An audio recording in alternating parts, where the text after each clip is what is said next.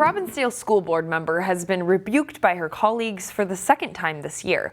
Board member Sharon Brooks was censured during a meeting this week. The censure ties back to a disagreement she's had with board member Caroline Long. Long says she's black. According to the censure, Brooks has questioned her racial identity or made comments on her race. Long filed a complaint, which resulted in the censure. The board also claims Brooks engaged in conduct that a reasonable person could find to be retaliatory. The majority of the board supported the censure, but Brooks said she's being held to a different standard than others. This is extreme. This is very extreme, and it does lean towards dysfunctionality and a loser.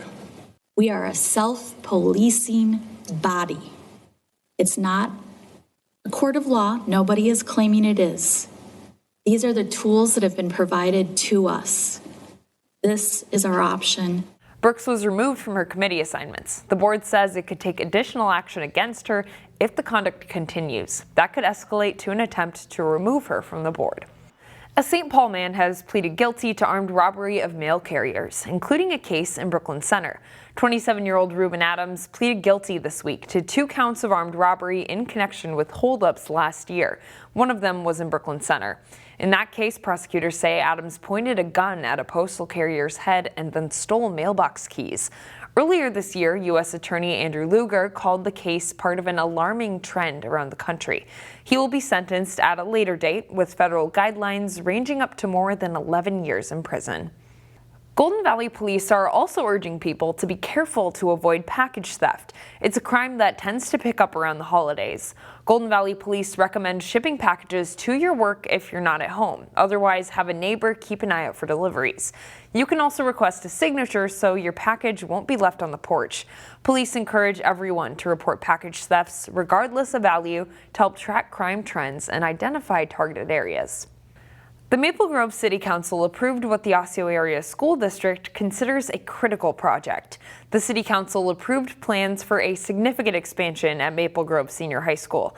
The expansion includes multiple additions featuring 21 new classrooms, a larger cafeteria, and a larger, more secure entrance. Approximately 2,300 students attend Maple Grove High School, making it the 13th largest high school in the state based on recent enrollment figures. The expansion will allow the school to serve 400 more students. A new mixed-income apartment complex in Brooklyn Park is now open. It's filling a crucial need in the West Metro. Tessman Ridge apartments are mostly made up of families making 50 to 60% of the area's median income. There are 8 units for North Hennepin students and about 8 available at the market rate. There are also some units for people with disabilities and supportive housing units with social services. The units range in size from studio to 4-bedroom. John Duffy, president of Duffy Development, says the 75 units filled up quickly. We could have rented 800 or 900 of these units easily on this site, just to give you an idea of the market and the need here. The building is already 100% occupied, but another building just like it will be built next door. Duffy says that likely won't be complete until 2026. Now to a first for Maple Grove and the northwest suburbs. It involves a new drive-through Chipotle open for business. The new shop opened Wednesday on 70th Way North near the Maple Grove Hy-Vee. It has what the company calls a Chipotle lane, the first of its kind in the city. Customers can pick up online orders through that lane without leaving their cars. Another location like it opened up in Monticello this week. It's a great debate when it comes to Christmas trees. Real or artificial? CCX News reporter Sarah Allen stopped by a Plymouth garden center to let holiday shoppers weigh in on the age-old holiday debate.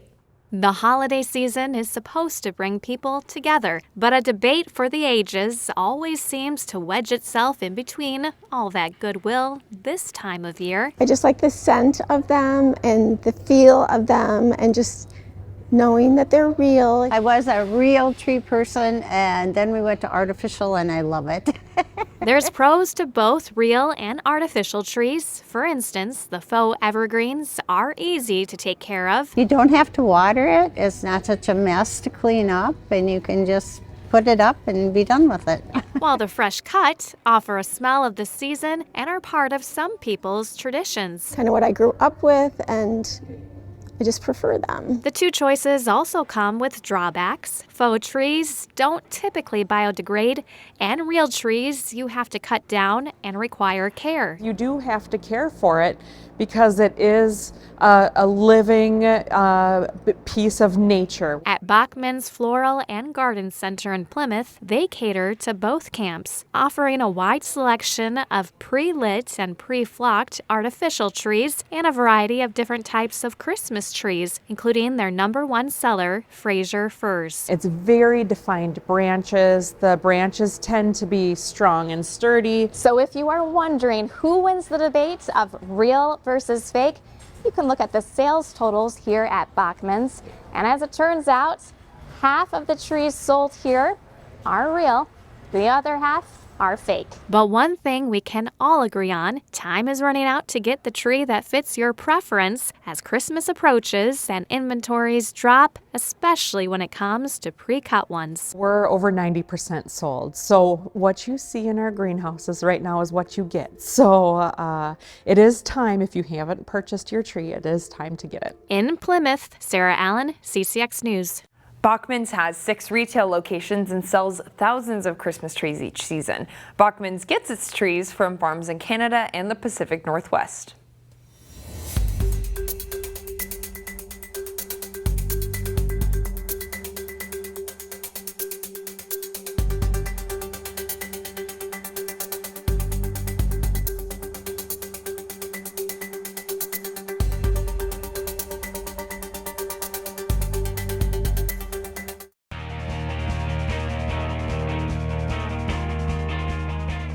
The Hopkins girls basketball team is ranked #1 in the state in Class 4A and have already faced a lot of adversity early in the season. Chaz Moots has more on the Royals.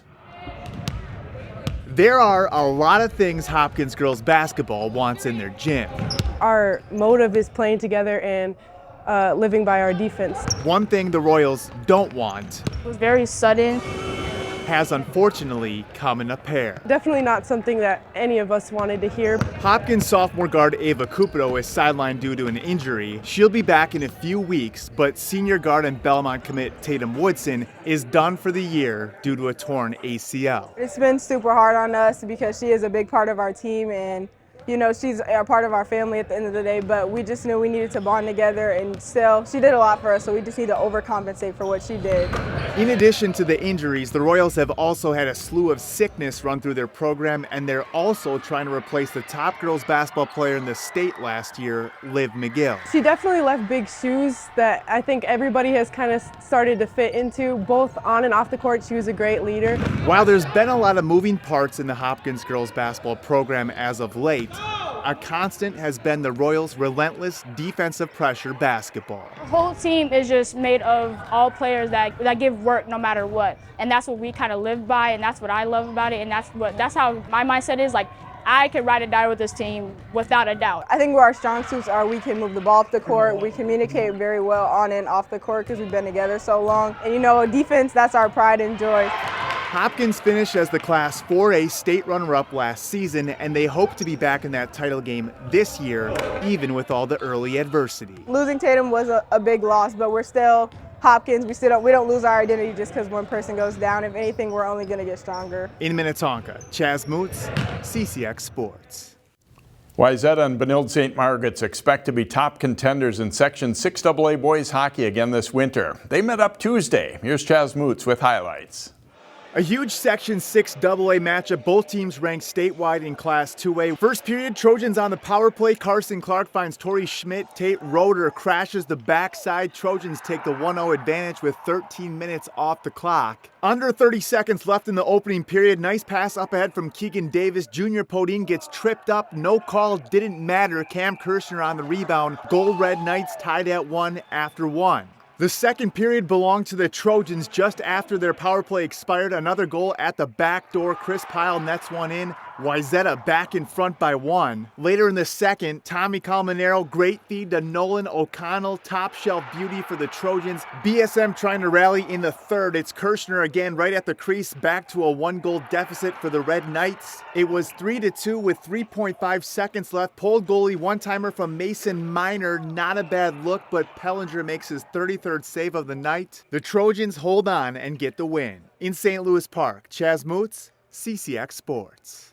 It's a tough stretch for the Wayzata girls hockey team. Before hosting top-ranked Centennial Spring Lake Park Saturday, the Trojans were at home to face number 6 Benilde St. Margaret's.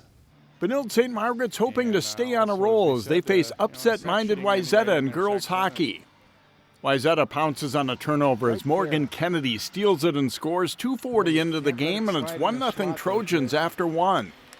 Kelly Panic and the Red Knights break through in the second as Tala Hansen takes the pass on the rush and makes a great move before tucking it away to tie the game 1-1. Just over a minute later on a power play, the D backs off and Lulu Rusinski walks in and snaps the shot home for a 2-1 BSM lead through 2 periods. After Benilde makes it 3-1, Brad Podiak's team gets one late as Julia Ostapek wins the draw to Ava Moldy for a nice goal with 25 seconds left, but Benilde St. Margaret's holds on for the 3-2 win to improve to 8-1-1. Jay Wilcox, CCX Sports. Find more prep sports games and highlights at ccxmedia.org and follow us on social media.